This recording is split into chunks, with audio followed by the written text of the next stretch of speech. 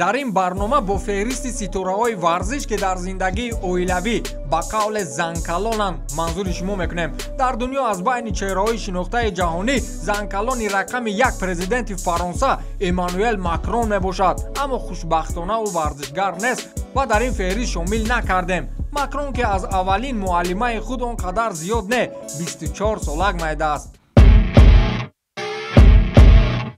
дар байни Златан Ибрагимович ва завҷаи ӯ ҳунарпешаи шведӣ, модели муд ва соҳибкори муваффақ Хелена Сегер 11 сол тафовут аст. Замоне ки ҳамлагар 21 сол дошт, аввалин бор бо завҷаи ояндаи худ вохӯрд. Дидори аввалини онҳо ғайриинтизор сурат гирифтааст. Хелена Сегер дар як суҳбати худ иқрор шудааст ки нахуст дидори онҳо бо ҷанҷол шурӯъ шудааст. Дар яке аз кӯчаҳои Шветсия бонуи 32 сола мошинашро мегузорад ва баъди баргаштан мебинад ки як Феррари дар таваққуфгоҳ нодуруст гузошта шудааст ва роҳи ӯро банд кардааст. Байни бизнесвумен ва соҳиби Феррари ки Златан буд ҷанҷол бармехезад. завҷааш иқрор шудааст ки аввалин бор ӯро бо бинии дароз ва соати тиллоиаш дидам. табам хира шуд. баъди ҳамон ҷанҷол Златан ба ин хонуме ки он вақт аз Златан дида маблағи бисёртару мустақилияти комилро дар тиҷорат соҳиб буд писанд меафтад ва барои ба даст овардани боварии ӯ мубориза мебарад. Хелена Сегер аз оилаи сарватманди Шветсия буд ва Златан бошад аз оилаи камбағали ба шаҳри Малмё муҳоҷират карда. Ин ба завҷааш дар аввал писанд набуд. Златан маҷбур шуд ки тамоми дилрабоию истеъдоди дилёбии худро истифода барад то бар ин зани саркаш ки ӯро дар ниҳоят суперстерваи люкс номид ғалаба кунад. дар аввал талошҳои ӯ натиҷа надоданд, аммо Златани ҳавобаланду навситора ки дар пеши пояш ҳазорон маликаи зебоӣ сар хам мекард, мафтуни ин хонуме аз худ калон гардиду кӯшишҳои зиёдаш аз ҷониби Селена рад карда шуд. Аммо Златан чӣ дар футбол ва чӣ дар ҳаёти шахсӣ шикаст хӯрданро намеписандад ва завҷааш низ гуфтааст ки агар ӯ ба тақдир тан медоду дунболи маро раҳо мекард, пас ӯ Златан набуд. аммо Златан новбаста аз қомати баланду бинии дарозу хислати ғайриоддиаш мери худро билохира дар қалби як хонуми комилан ба пулу шӯҳрату ҷои кор ниёз надошта ҷо кард ва дили ӯро ба даст овард. Златан ва Хелена як ҷуфти хеле ғайриоддӣ ва муқобиланд. 11 соли калонӣ, 36 сантиметр паст будани қад, хислати ҷангарагии ӯ Златанро аз мақсадаш нагардонд. боре аз ҳамлагар пурсиданд ки ӯ бо завҷааш чӣ туҳфа кардааст, ҷавоб додааст ки ҳеҷ чиз. ӯ Златан дорад, яъне қиматтарин туҳфа барои занаш худро медонад. Хелендро аз лиҳози хулқу хислат Златан бо пираҳани занона меноманд. Златан иқрор шудааст ки вақте ки ман ба занам таваҷҷӯҳ мекунам, дар он худро мебинам. Златан аз ин хонуми ҳоло 50 сола 2 писар дорад. дар рӯйхати занкалонҳо исми як ситораи дигар, собиқ муҳофизатгари тими миллии Испания ва бозигари феълии дастаи ПСЖ Серхио Рамос низ дохил аст. Серхио Рамосро аз лиҳози нуфузу манзалат ва маъруфият бо Лионел Месси ва Криштиану Роналдо ки дар тӯли умри худ афсонаҳои футболи ҷаҳон шуданд, дар як саф гузоштан мумкин аст. дар майдон бо ӯ муқовимат кардан душвор аст, ҳарчанд дар зиндагӣ шавҳари намунавӣ ва падари меҳрубон аст. Рамос дар ибтидои фаъолияти варзишии худ бо як қатор хонумҳои зебо ва моделону чеҳраҳои шинохтаи олами муду кино ва телевизион робита барқарор кард, аммо кӯшишҳои зиёди ӯ бенатиҷа анҷом меёфт то он замоне ки бо хонуми зебои аз худ 8 сол калонтар модел ва барандаи телевизион Пилар Рубио во нахӯрд. он вақт ситораи асосии Реал Мадрид маъшуқаҳои худро ба мисли тӯбҳои тамрини худ зуд иваз мекард, аммо худ низ расман иқрор мешуд ки онҳо барои вақтхушианду дар зиндагии аслӣ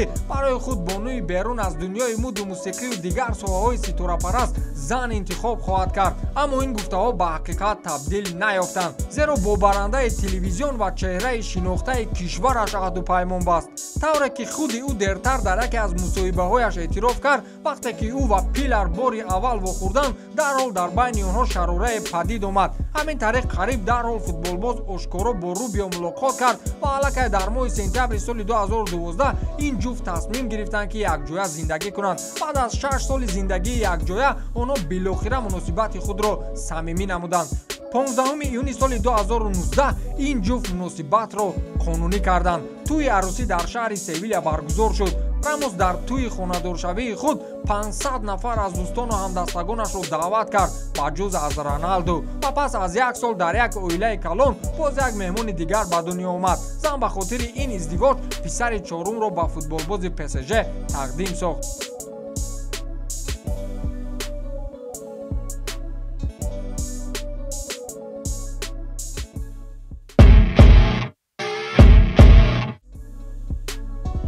боз як занкалони дигар хатмкардаи академияи футболи Барселона мебошад. медонед ки аст? аз ҳамон хаткардаҳои насли тиллоии каталониҳост.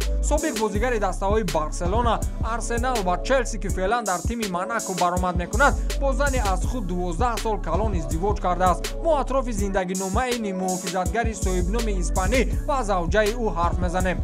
Даниэл Семан ҳамсари нимҳимоятгари тими Монако Сес Фабрикас аз футболбоз 12 сол калонтар аст, аммо аз рӯи тамошои аксҳо умуман маълум нест ки байни он ду ҷуфти зебо тафовути бештар аз 10 сол мавҷуд аст. ин хонум аз шавҳари варзишкораш дида бештар машқ мекунад чӣ? зеро аз лиҳози нигоҳ доштани ҳолати ҷисмонӣ аз бархе маъруфтарин моделҳои ҷаҳонӣ беҳтару зеботар аст. дар шабакаи иҷтимоӣ бахусус инстаграми ӯ беш аз 3 миллион нафар обуна шудаанд. дар тӯли карьераи тӯлонии футболи худ Сес Фабрикас соҳиби ҷоизаҳои зиёде шудааст, аммо дастоварди асосии ӯ дар зиндагӣ дарёфти чунин зани зебо мебошад. Даниэла то вохӯрдан бо футболбози Монако завҷаи як олигархи лубнонӣ Эли Тактук буд ва аз ӯ 2 фарзанд низ дошт.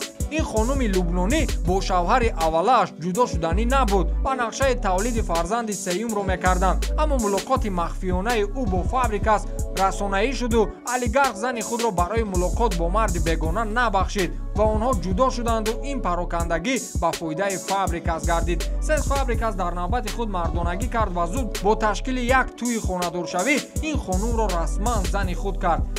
Сес Фабрикас ва Даниэла Семан аз зиндагии шарикии худ бо соҳиби 3 фарзанди дигар шуданд. дар маҷмӯъ Даниэла Семан феълан 46 сола асту 5 фарзандро ба олами ҳастӣ овардааст, аммо ба мисли хонуми 30 сола вонамуд мешавад. агар ба аксҳои гирифтааш дар канори духтараш таваҷҷӯҳ намоем, мушкил аст дарк намудан ки кадомаш модар асту кадомаш духтар.